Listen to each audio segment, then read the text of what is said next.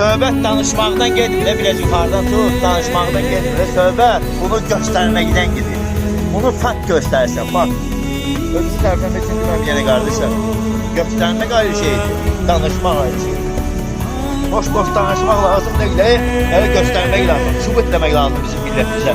Cəmaatımıza sübut demək lazımdır ki, bu cür ballarını çıxartmaq üçün ardından nətər saxlamaq lazımdır, göstərirəm. Görürsünüz?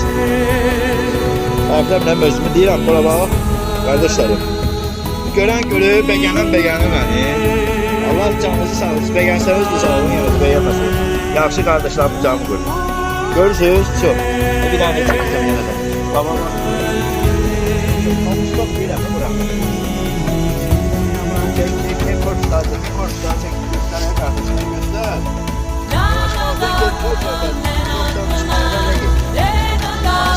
Göstərmək lazım da göstərmək lazım.